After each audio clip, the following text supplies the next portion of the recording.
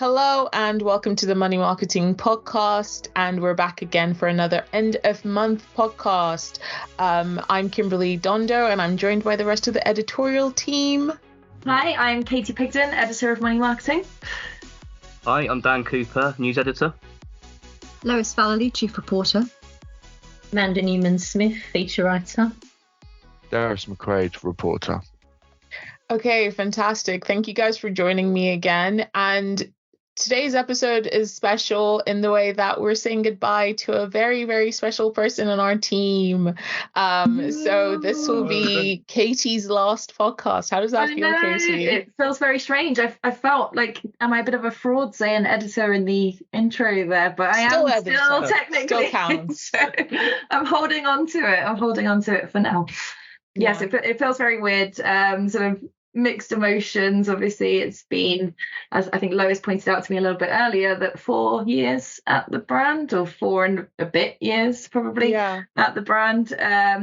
Moving up from news editor to editor, so lots of different things with that. But I've been very lucky to have a very supportive team around me, both past and present colleagues. So there's been lots of people that have helped me on the way, and people in the wider industry as well. Yeah. So very grateful to that. But it does feel weird at the thought of starting again and being the newbie somewhere else. I know it's kind of scary, but you will be missed, but we're excited to see you on your new adventure. Thank you. But we also have a new person as part of this podcast. So Dan, our new news editor. How does it feel joining the team? Yeah, it's been amazing. It's been it's just over 3 weeks now, so it's been a bit of a whirlwind. We've had MMI Interactive, and we've had SJP, and several other things going on. So yeah, a lot to get stuck into, but it's been really, really enjoyable. Like Katey said, it's been a really, really amazing, supportive team. So just trying to simultaneously learn things and get to know the sector and meeting new people. Arranging meetings, so it's been busy but really enjoyable. Probably never even heard of SJP before, did you? And now it's like SJP, not even St James's Place, doesn't even need the full name. Fantastic. That's it. It's ingrained in my brain now, definitely 100%. So and doing it on the morning of MMI as well, which was I was going to ask about that, because obviously it was our big flagship event, and then obviously Katey, you had a feeling something was coming down the line. I think we probably spoke about it on the last podcast as well, didn't we, that there was there's been a lot of talk around SJP for quite some time, and its model of the company directly anyway, and its fee structure and its exit charges, which it doesn't refer to as exit fees, it calls them early withdrawal charges. There's this whole sort of thing. And then there was the FCA with its consumer duty regime that's come out, and whether there was going to be a bigger focus on SJP. And I think Lois originally wrote a story of that they were sort of looking at that structure. There was obviously speculation in the wider media as to what this company was going to do, and I just sort of felt like it feels like the direction of travel is it will announce something. So I jokingly wrote this intro, really, that it was getting rid of its controversial exit fees. And the day before MMI, I was speaking to Lois and Dan, and obviously it was the first conference for Dan attending as part of our brand. And I said, we'll get loads of news stories from the actual day. It's fine. Like, most of our content tomorrow will come from our own conference. We have the FCA speaking there. It's all about AI. It's fantastic technology. But please do keep an eye out, because if something else happens in the wider financial advice world, such as SJP scrapping its exit fees, we really will need to cover this. It's not going to happen tomorrow, is it? Of course it's not going to happen tomorrow, but it might happen in a couple of weeks' time. And we wake up on the morning of MMI and it does happen. I think, Lois, it was like desperately writing the story in the back of a taxi, wasn't you, on the way to the I'm venue? so glad I got a taxi, because if I was trying to do that on the tube, it would have been horrendous. Yeah. Yeah.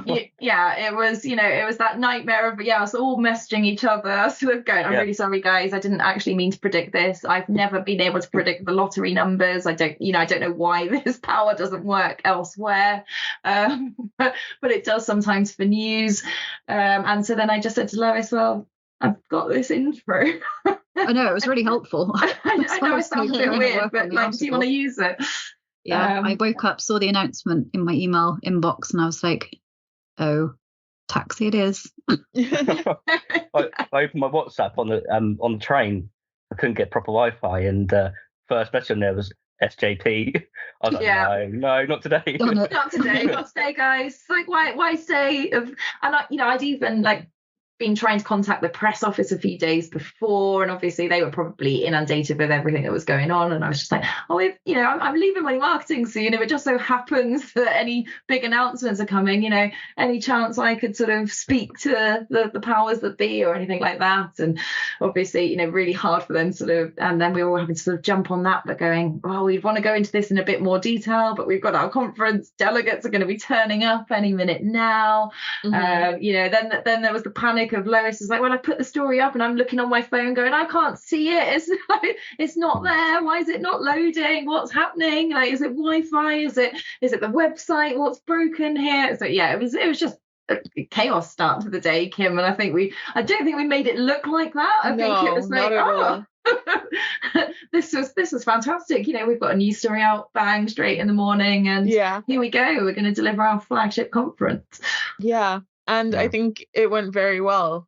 Yeah, both with the story and with the conference. So. Yeah, I think so. The story did very well. I've sort of joked in my last editor's view that whenever we put SJP on the website, right to the top. Yeah, everyone comes flocking. Top most read. It's usually quite hard to beat that. And so I've sort of said jokingly, well, what would happen if we ever just put SJP in the headline? Nothing else. Don't say what the company has or hasn't done, but will we still get those people clicking through to go, SJP? So now I've got SJP and FCA in the headline for the editor's view, and I'm like, let's see. let's see what that does. But we had Robin Powell, who writes for us sometimes, and was sort of saying that SJP might have to sort of change things. What's coming? Can we expect sort of thing? And I think we highlighted last time, Kim, as well, about the academy, that there are, it can't always be bad things that they're doing. And, people don't necessarily agree with the model. Well, maybe this consumer duty has caused the firm to act in one way or another. Yes, there's arguments that they should be acting sooner. A lot of these changes aren't coming in until 2025. But, is it a case of better late than never? Yeah. Well, we'll see once the exit fees are scrapped and see what the reception will be. I just thought it was a bit odd because I remember around that time when I would speak to someone, SGPX fees came up quite a lot. It just felt like it was like a premonition. There's a bit more conversation about it, and then 2-3 weeks later, then they actually announced they're going to scrap it in 2025. It was like I don't know. It was almost weird. It was like they had a feeling something was coming almost. I mean, whether they did or didn't, I don't know. But it was like it felt like the conversation was getting a bit more attention following consumer duty and early withdrawal fees, exit fees, or however you want to term it. So yeah, it did feel like that the conversation was growing a bit more in that department. Well, actually, Darius, it was quite harsh on you, wasn't it? Because you were a leader for us, and had a discussion with someone, and it was whether SJP should. I think it was sort of along the lines. Well, actually, Darius, you tell us a little bit about it instead. Yeah, I mean, I did have more. It wasn't just the leader conversation I was referring to, but yeah, I did have a leader that got trounced a little bit. But yeah, well, basically it was someone told me with and they did reference SJP and Charles X fees said if the FCA is sort of being implemented consumer duty in sort of a proper sense, then one of the first things you have to explain is why is SJP still allowed to charge extra fees, really, because it doesn't really align with the whole ethos of the rules. And then I thought it was sort of an interesting point, and so I wrote a leader on it, and then I don't know, maybe 3-4 days later, then we got that shock announcement. I was like, right, okay, it was annoying that actually sort of finished the lead and had already, and then just life just sort of torpedoed it really. So that was it was subbed, it was laid out on the page. Dan's come in, he's like thought of this excellent headline. Go on, Dan, because no one got to see it.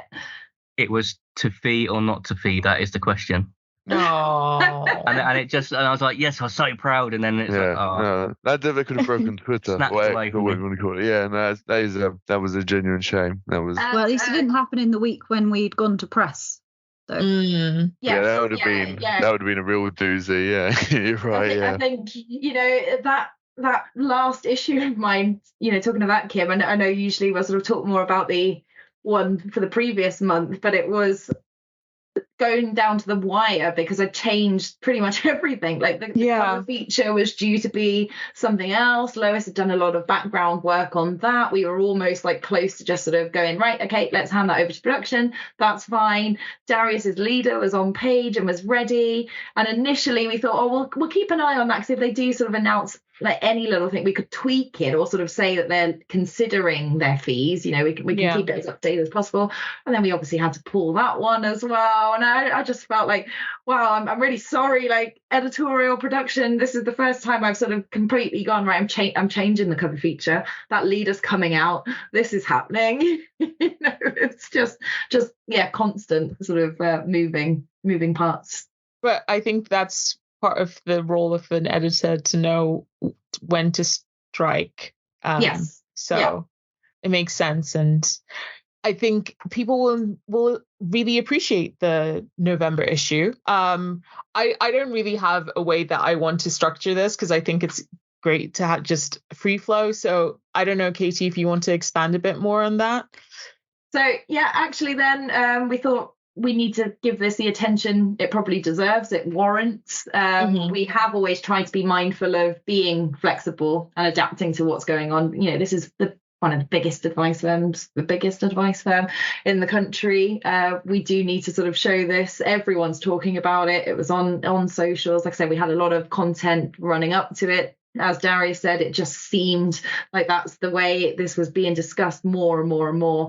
So I decided to say, right, okay, I'm gonna make that the cover feature. And we didn't have long to play with, and I stupidly said, well, I'll write it, because that's a bit harsh to give it to anybody else in the team, because everyone's been working really hard and doing lots of other things anyway, and this is going to have to be quite a quick turnaround. That's not saying anyone else can't achieve that, but I just didn't want to put that pressure on people. Was finding out the information that I could, looking at what SJP originally put out there, trying to speak to an advisor that has worked at the firm, seeing what was the reaction on socials, speaking to Keith Richards from the Consumer Duty Alliance, and getting someone else's take on that as well, while still trying to say to SJP, any chance that you could please talk to me directly, because if we can hear from you, then obviously I can sort of try and put that fair, balanced account across. And I don't know how I managed it. I'm still not entirely sure, but managed to speak to Andrew Croft, the chief executive of SJP, the very day before we went to print. And so I suddenly also then said to production, right, I know we're usually 5 pages, but can I have 6? I'm being a bit greedy. I'm going to scrap a leader and put this one in instead. And so I think it was good to hear from him directly. And he said personally he would like the idea of knowing one whole fee, and that's what SJP was, and they were arguing that actually with this exit charge, people that haven't paid or haven't had to initially pay an initial advice charge. So, people were saying, well, the advice has to be paid for in one way or another. But the way that regulation is going, the way that their competitors are going, it's breaking this price down bit by bit, sort of advice platform, any kind of fund fees and things like that. So in order for them to be comparable to their competitors, they also probably had to adopt this way.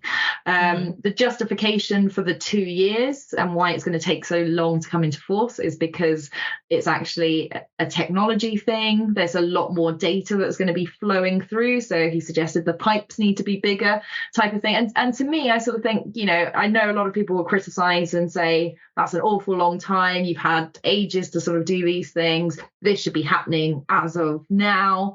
I'd rather someone be honest and say we need to get this right. We risk a lot of this going wrong, and we've seen that with sort of re-platforming in the sector, with the big technology upgrades. If you don't get that right, you're going to hear about that even more as well. So I think in fairness, that seems like a solid justification as to why it might take so long. Yeah.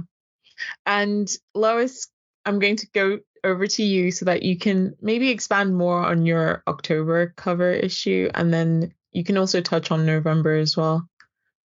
Yes. I think I covered October's cover feature pretty in depth last time. Yeah, you did. That's why I was like, you can touch on October if you want, and then give us a bit of an overview into what you've done in November, or what you're looking forward to in November. Sure. So my cover feature for October was all about the state pension triple lock. And so whether or not it should be scrapped, whether either of the main political parties are going to commit to it being scrapped, which it doesn't look like they are. So the cover imagery was all about poker, hold or fold. And I do have to give credit to Steve Cameron at Aegon for that idea. Yeah. Again, I have given him credit quite a lot, but it was his idea. So yeah, I was just basically talking to pensions experts and getting their thoughts on whether the triple lock should be scrapped, and if it is, what comes in its place. One of the issues is that just the general public, as a generalization, don't really understand the state pension and particularly the triple lock. So when they hear triple lock's going to be scrapped, what pensioners generally hear is our pension's going to go down, but that isn't actually necessarily the case. Sorry, I'm just so I always overuse the word interesting. So I've got this thesaurus on my screen, and so if I'm tempted to use the word interesting, I'm going to use a different word, and you have to hold me to it. Enlightening. But yes, it was enthralling writing that cover feature. I got very invested in it. But I won't go into too much detail because, as I say, I went into a lot of detail last podcast. And if you want to hear all about it, you can go and listen to that one. Yeah. But yeah. What about I November? also, well, in October, but I wrote a lot of features in the October issue. You did. So I also wrote the Meets, which I didn't really mention in last podcast. Right. So I did Meets with Alex Cowan-San Lewis, who's the CEO of Platform One. So he was telling me all about his background. Like, he started off training to be a doctor, and then he decided he didn't want to do that because it takes so long to become a doctor, and then you can't really disrupt medicine until you're quite established. So it was going to take too long for him to be able to disrupt things. So he went into working for a American cybersecurity firm for a few years. That's a shift. Quite a big shift. And then he launched his own business called Codin, which was it's now been a while ago it was bought by Platform One, and Alex became CEO of Platform One.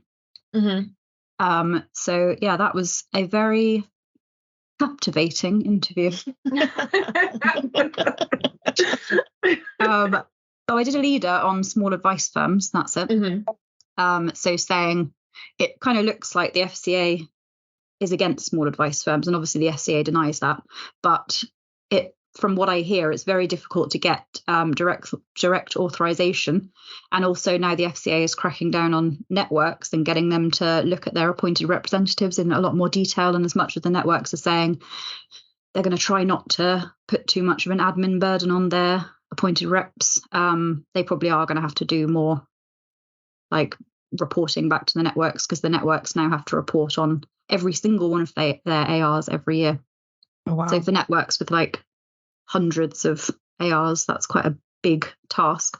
So then it might, I don't know if it hasn't yet, because it only came in last December, and I think the first reviews are due this December. But so we can't tell yet exactly how that's going to affect appointed representatives, but it could put them off potentially.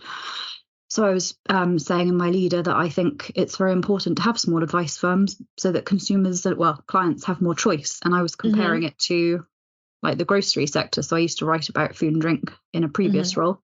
And some people do like shopping in big supermarkets, hypermarkets, but some people like shopping in small greengrocers and butchers. So it's always important to have the two, like the huge advice firms and the very small bespoke ones. So I was basically just on the side of the small advice firm. I've spoken to quite a lot of people who've started up their own advice firms and just getting some sort of idea of how difficult it is for them. So arguably the FCA should maybe back off a bit. I mean, aren't small businesses basically the backbone of like society? I think it's like 99% of businesses are small businesses or something like that. Because if companies just keep gobbling up everything, then you have that scary monopoly situation, and then where will we be? Exactly. And of course there is a lot of consolidation going on in the advice space, as we know.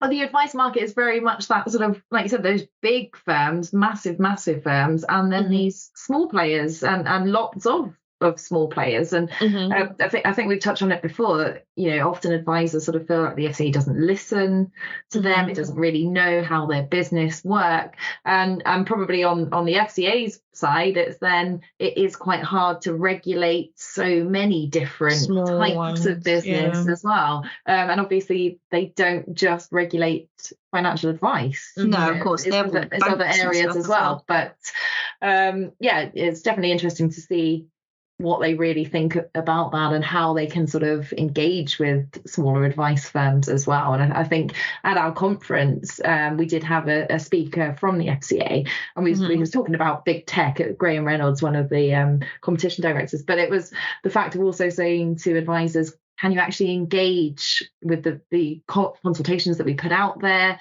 We do want to hear from you as to how certain things are affecting your business. And that would be my suggestion to advisors as well, of like, well, this is the way to sort of try and make sure that the regulator is listening to the constraints of your business. And yes, there's a lot of arguments about the surveys that they were sending out at some point and the financial resilience of these firms, and then constantly sort of addressing that. And advisors are already saying, enough of our time is being spent on this regulatory burden. We just want to get on with advising clients. That's what we want to do.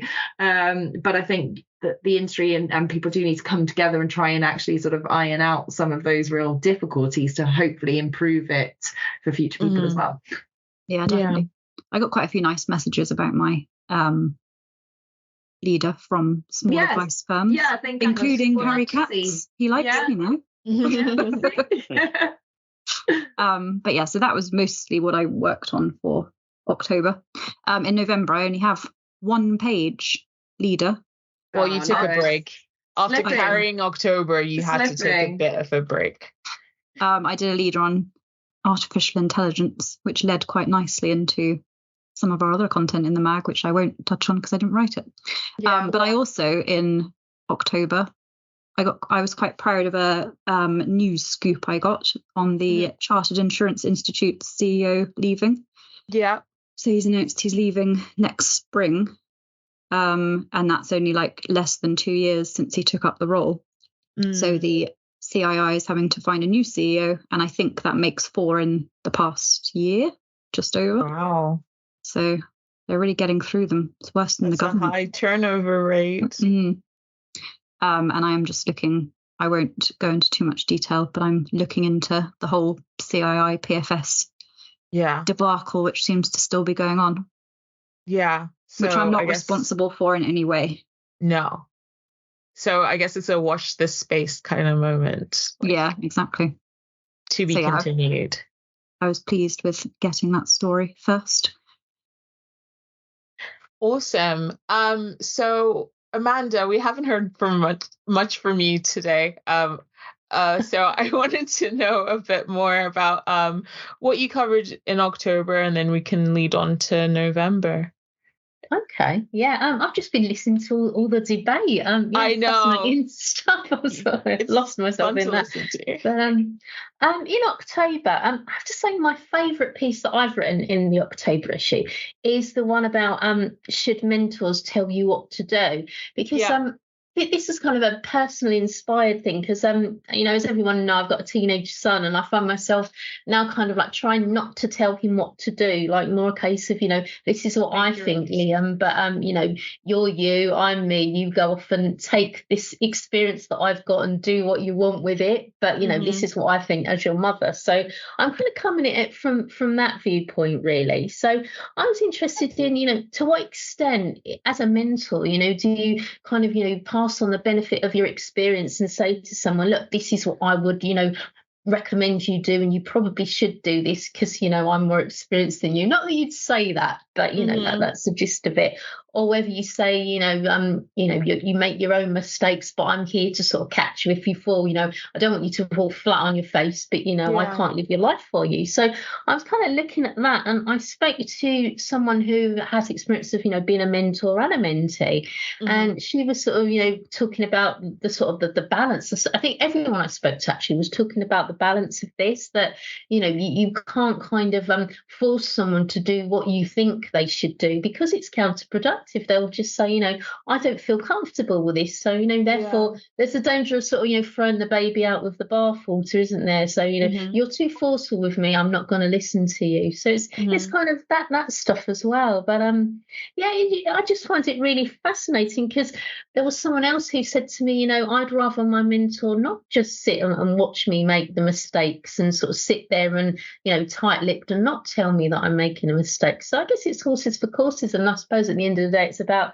the relationship, isn't it, that you build with your mentor and that kind of thing. So that was as I say, I've kind of ranted a bit on that, but it's got some personal. I love that. I love the topic of mentors. Like I said before, I've had mentors in my past, and I had 2 different mentors, and one of them was when I was doing my master's, and I'd written this business plan about this, book publishing business I wanted to start, but I was just doing it as an assignment to pass my master's program, but he took it very seriously, and he was like, you should do this, you should start this business.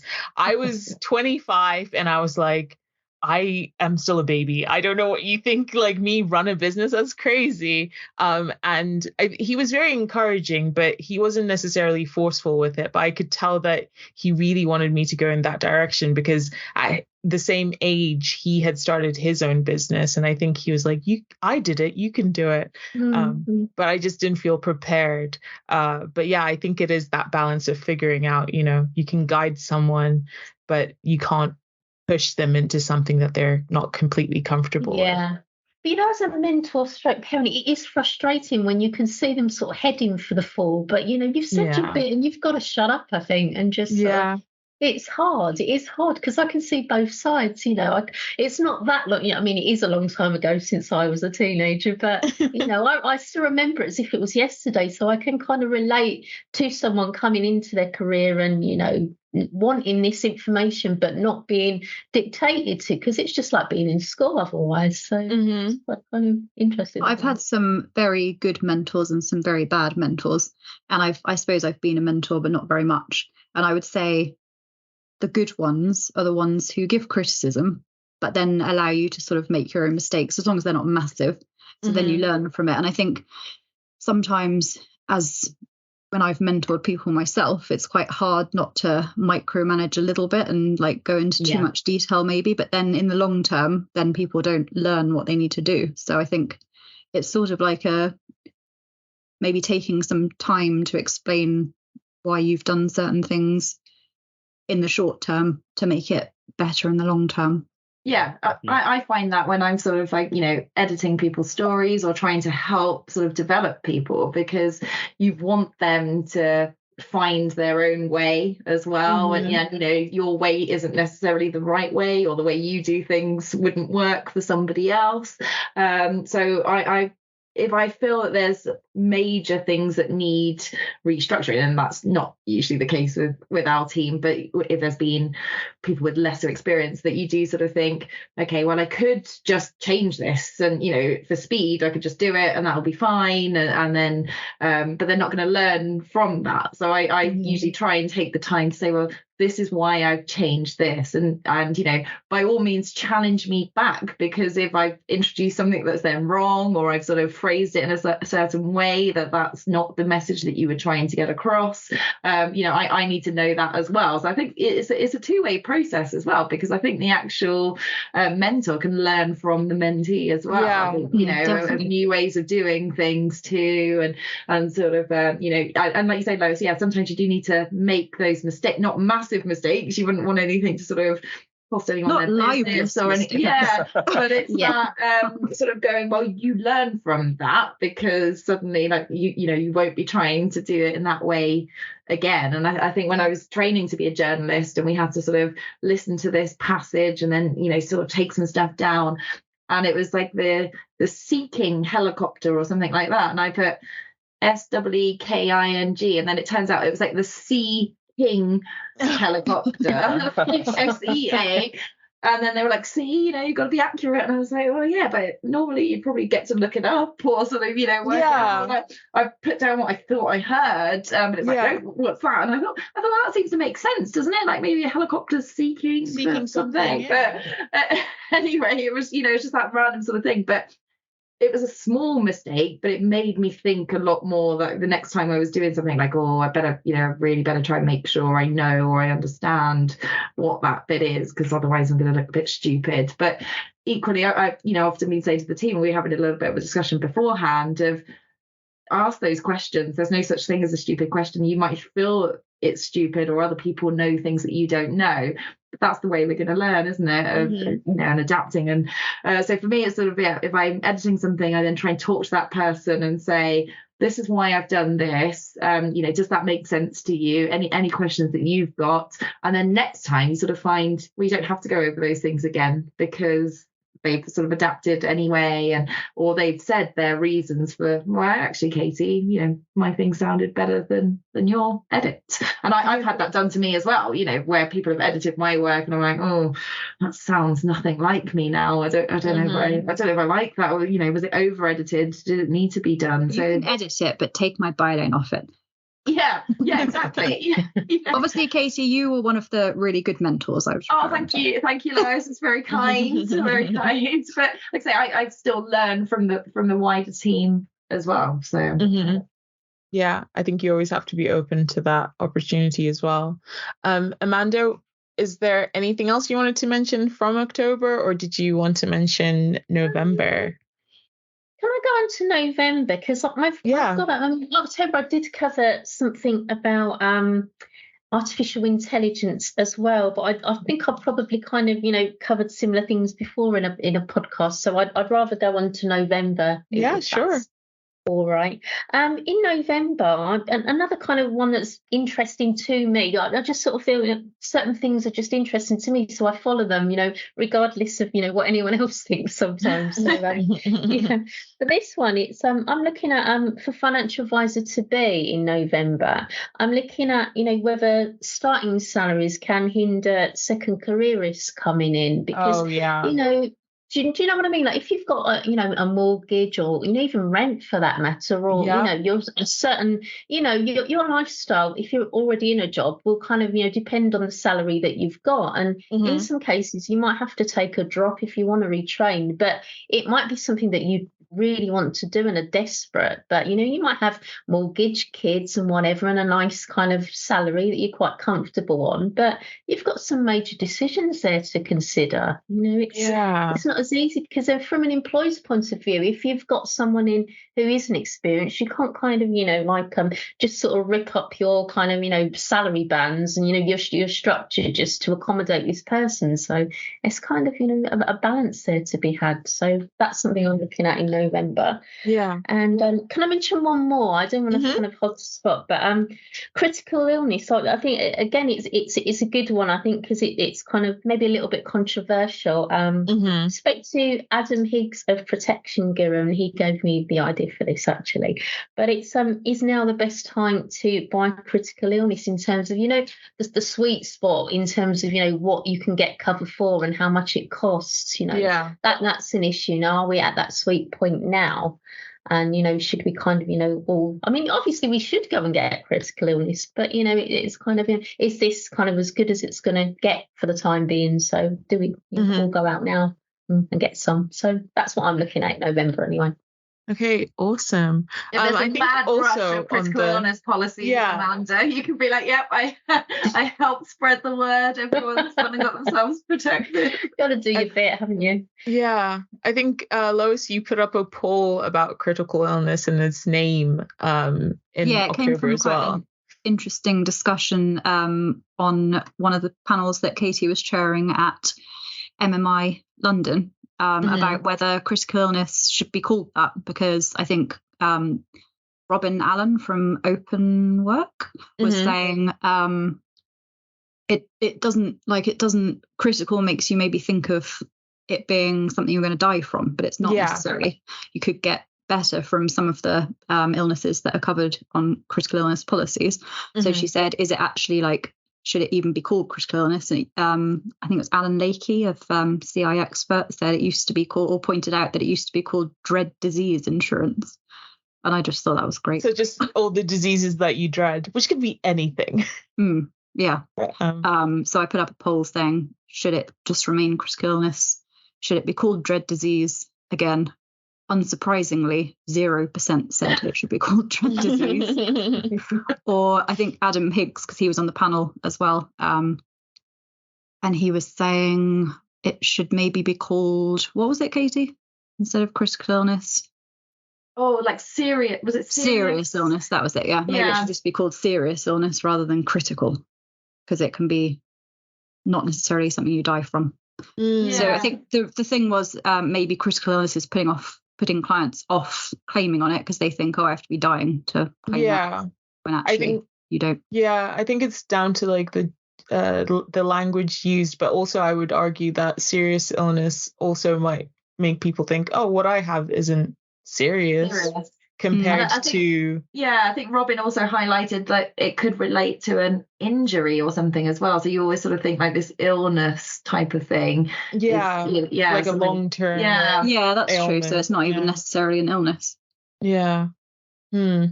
I don't know. We solved that debate then. So there we go. We're not going into the rebranding of it anytime soon. By the looks of it, we'll go back to the drawing board and see what we come up with. We've just said what not to do. But Darius, I know that your leader got rejigged or scrapped, but is there anything else that stood out for you in October? I had when I met MKC Wealth CEO Dominic Rose. I thought it was quite interesting because MKC Wealth have implemented a scheme where their advisors, their bonuses actually linked to client feedback. And Dominic said even everyone within the company has to abide by this rule, even himself. So if he got some client feedback wasn't negative, his bonus would then be impacted by it. And I just thought it was quite interesting. He said, this is something we implemented before Consumer Duty. This wasn't necessarily influenced by that. This is something we want to do to make sure we're putting our client first and fair value and so forth, regardless of FCA coming on the horizon. And he said when it was first implemented, advisors were a bit nervous about it, but now they've just sort of embraced it, and now they sort of religiously check their clients and customers' opinion and feedback to make sure they're happy. It's just become part of their role, really. It's just everyday life, everyday work life, that they'd talk to their customers and make sure everything's okay and everyone's happy and so forth. And so I just thought it was quite a good Dominic said as far as he's aware, they're the only IFA who does this.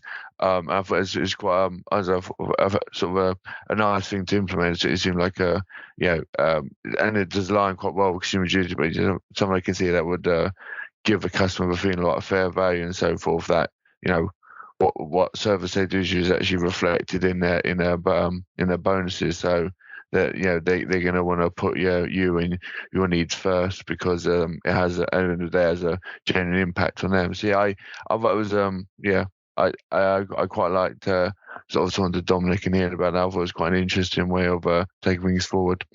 No, not interesting, Darius. Riveting. I think riveting's a bit OTT, but yeah. Okay, so it was riveting. It was riveting, enthralling, or what? I can't remember the last one, but yeah, fine. It was all of those things. Yeah. Yeah. Enlightening. Enlightening. It was an enlightening meeting and conversation, and I can't think of obviously interesting. Yeah, fine. Okay. Yeah, I enjoyed it. Yeah, I enjoyed it. Okay, so what about November? Is there anything you're going to be covering or looking forward to cover in November? Well, I was quite just to follow on what Amanda sort of did with just about November piece of the magazine, but I was quite happy with I did an article regarding Rishi Sunak's net zero rollback and sort of the wide impact it's going to have on ESG appetite and so forth. And because like a group of 31 different companies wrote a letter saying this sort of thing will impact investment, because there's not like a clear consensus of where the UK is going, sort of thing. And so I reached out to Aviva, CCLA, and Castlefields, who are part of the 31 companies who did it, and obviously they said we are concerned because this is going to sort of throw a bit of span of work. But when I spoke to like advisors, they were sort of less sort of woke, because they were sort of saying ESG is more like it's more who you are, sort of thing. It's what you believe in. So if someone does make a big announcement, okay, it probably will have an impact to some degree on of the economics behind it, but it's what you believe. So if you believe in it, you believe in it regardless what the PM says, or whoever that person is, because it's who you are, sort of thing. So they say it might, I think Alistair Cunningham said that maybe if every leader in the G7 made this sort of announcement, that might have an impact on things. But because ESG is a global portfolios and so forth, but this is only sort of a teardrop in the ocean right now. So overall, it probably won't impact ESG appetite amongst clients. Okay, that's good to hear. I think some people still care. Definitely. And Dan, I know that you are new. It's only been a couple of weeks, but is there anything you wanted to share about your experience maybe, or what you might be looking forward to getting into in November? Yeah, I think obviously the November mag mentioned MMI a couple of times. And as others mentioned on the call, there was sort of a few key kind of dominant themes in the conference: AI, big tech, critical illness, ESG, which have all been mentioned. So I think they were obviously four really interesting points that the panel discussed. I went to a headline money masterclass last week, which they're talking very much about about pensions and platforms, and so it was just really getting my head around all of the different areas, and it's been really interesting. And not interesting. Not interesting. Not interesting. Sorry, not interesting. And obviously AI continues to be a big thing, and you've got the AI summit at Bletchley Park today, which is no doubt going to sort of bring up a few more things regarding financial services. So it's been interesting, but I'm just looking forward to intriguing. I'm just looking forward to really sort of finding my feet and learning more about each of these areas going forward. Yeah. How are you finding the acronyms and stuff so far, Dan? And all the jargon and. I'm getting there slowly. I yesterday discovered DFM, Oh yeah. And not DM. The DM and DFM are two totally different things, as I discovered. So yeah, the acronyms I'm slowly getting there with them, I think. It's taking its time. What does it stand for, Dan? DFM? Discretionary Fund Manager. Oh, nice. On the spot as well.